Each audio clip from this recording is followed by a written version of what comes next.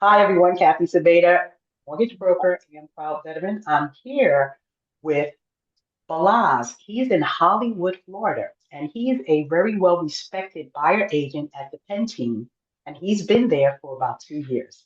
Hey, Balazs. Hi, how's it going? Pretty darn good.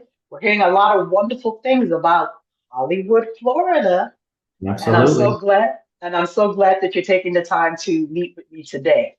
So, one of the biggest questions that I have is, what are the two or three mistakes that first-time home buyers do?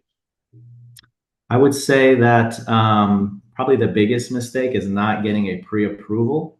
A Hmm. lot of people I see out there are shopping and they don't really even know if they can afford the home. Sometimes people think, oh, yeah, we'll be able to qualify for this for sure. And you Hmm. spend months and months looking at homes in a certain price range. And then once you go and actually take the step to get the pre-approval, you just realize that every single home you looked at, you would not have qualified for. So I think that's the biggest mistake is you want to get that done right away. And a lot of people are scared to do it because they're like, oh, well, they're going to run a credit check. And I don't want my credit to be affected. I don't know if I'm going to buy in the next month or two. And you can get a pre-approval and they won't pull your credit. Just tell them what you think your credit is and, give them a good estimate and they'll base it off that. But then when they do pull it, just make sure that number is close to whatever you told your lender. So I Is would it? say, right.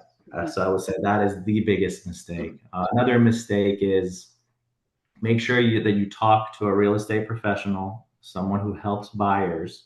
Don't just hop from home to home, go to open houses and meet listing agents because listing agents are trying to sell you that home. They're not trying to help you find the right one. So you never want to go to a home, have someone try to sell it to you, and then they represent you in the deal and they're really just trying to get the best price for the seller. So meet with a professional, someone who helps buyers. They're going to introduce you to, if you don't have a lender, they can introduce you to a lender that they've worked with, which they know is a good lender, and introduce you to inspectors or title companies. Basically, all the professionals in the area, they're going to be on your side to help you get the best deal possible. So I would And say that's one that. thing I can say I like about Balazs, right? Because as a buyer agent, he is dedicated and motivated to help all of his buyers. And it's not just Hollywood, Florida. Whatever zip code you want to go in, he does all his research. And then based on, we go not interest rate, we go, what's your mortgage payment? And then based on the mortgage payment you want, we go backwards and say, this is the purchase price you should be going to. And we'll segue into what is like the median home price in Hollywood, Florida. Right. So I would say if you were to Google it, it's going to spit out a number. It'll say 500,000. But it could be misleading because if you're looking at condos, you can get a condo on the beach. Like I have a couple right now for sale in the low 200,000. You can get a one Wow. bedroom right on the beach. If you go to a two bedroom, it's a little bit more expensive, but you can get low price condos right now. If you're looking at single family homes, they're a little bit more expensive, probably closer to that 700 range, but you can even exceed 1 million. So it just really depends on, the square footage, where it's located, and things of that sort. So it's really all over. We have everything in Hollywood. It's a mixture of mostly single family condos. We have some townhouses, some villas, but whatever you're looking for, I'm pretty sure it's there. So based on current market trends, in is Hollywood, Florida, or Florida in general, is it more of a buyer's market, a seller's market? What's going on with that? I would say as of right now, it's more of a buyer's market. We have a lot of Mhm. inventory. So there's a lot of homeowners trying to sell their homes and their neighbor puts, their house up and then you have another one pop up down the street. And what happens at this point is now you have to get into kind of a competition with your neighbors to sell. And then we're seeing a lot of price reductions. We're seeing a lot of buyers getting deals on homes that they're looking at because people are motivated. There's not a lot of buyers out there right now who are searching or or qualified just due to some of the market factors and homes are sitting and there's a lot of homes on the market. So there's this time right now is the time to get a good deal. So, and when you're talking about a good deal, so that means the sellers are providing credits, buy downs, closing cost help. Um, is that what they're providing your buyers? Correct. Pretty much. We can almost get away with anything right now in this market. So if you're motivated and you want to purchase, we will find a seller who is willing to help. And so you had mentioned that there's not a lot of buyers out there because why are people sitting on the fence? I want to wait for interest rates. I want to wait for houses to go, prices to go down. That seems to be the trend, but people are still sitting on the fence. Why do you think so many buyers are discouraged? I think the biggest thing is this interest rate issue, right? Let's say if you're getting an interest rate right now at a 7% or 6.5%, people are seeing that number and freaking out, but only because we were going through a pandemic, a global pandemic, might not happen again for a very long time, where rates came down to 2% or 2.5%. And a lot of them are under the impression that it'll go back to that number, which we just don't know if that'll ever happen in our life. So a lot of people are waiting and they're hoping it goes down. And they're seeing the prices of homes right now coming down some just because there's so much inventory. A lot of people are forced to sell. Maybe they're getting divorced. Maybe their family's growing. They just have to get out of the home they're in. And we have buyers who are just waiting for the rates. So I think the rates is the number one complaint that we get Right. for sure. And it's so interesting because when you look at what the rates were last year, so last year the rates were in the sevens. Yeah. We've gone down, now we're in the mid sixes, lower sixes.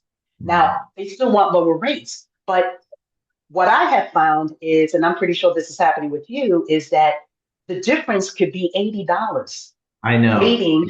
Crazy. And but the downfall is there's two things that happen, right? Because our home price is going up, the home price is going down, and really we just try to say get pre-approved, right?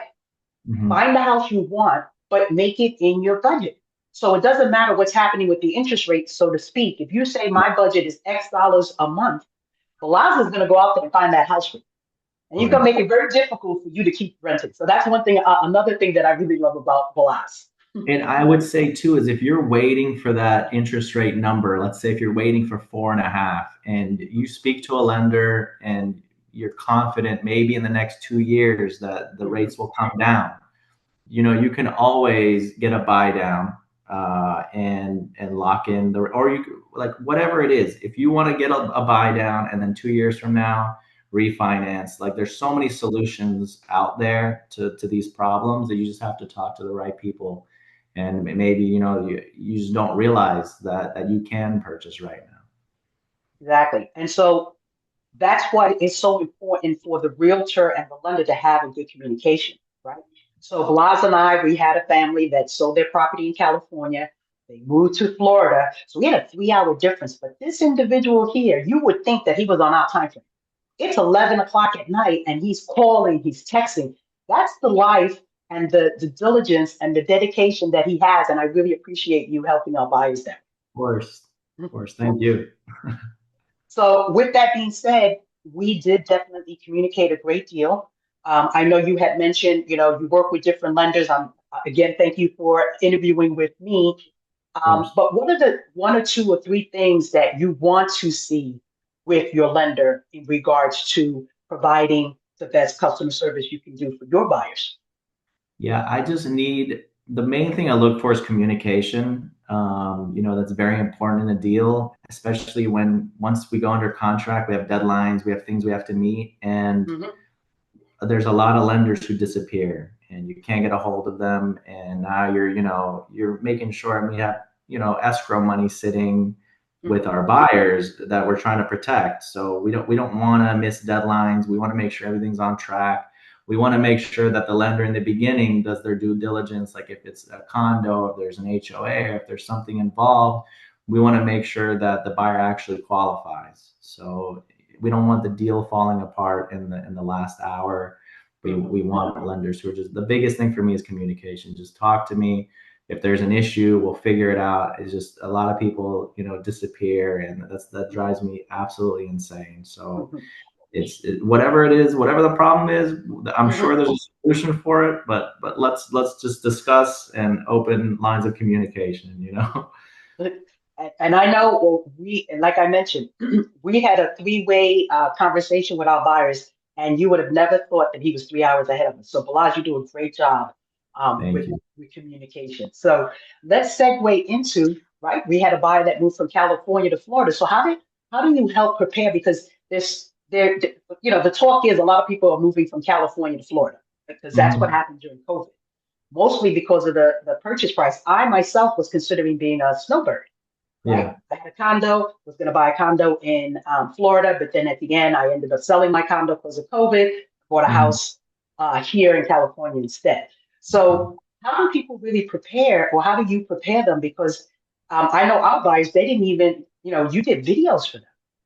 Yeah, Amazing. that's another thing is if you're gonna get an agent here, you have to make sure that if you're not gonna be there for the showings, you have to make sure that we are aware of the neighborhoods that you're sending us because Mm-hmm, some neighborhoods I just won't even show because mm-hmm. it's I don't want to move someone out here and then they're not safe when they, when they go home. So number one is market knowledge, kind of Uh-huh. know places to put people, and I could just rule that out right away. And then it's difficult to sell a house without them being in it, and I try to do my best. I do a full video walkthrough.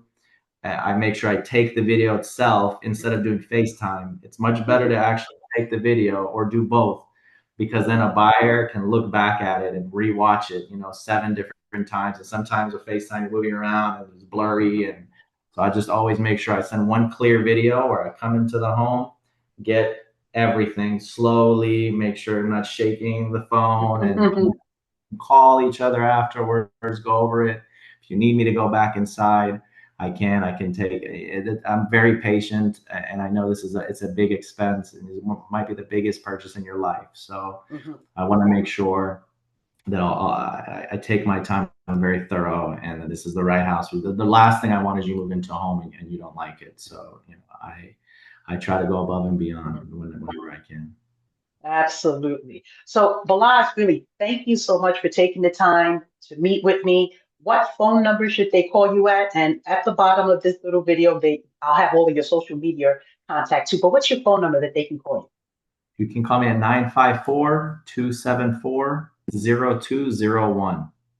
Great. Thank you so much for your time, Balazs. Of course. Thank you.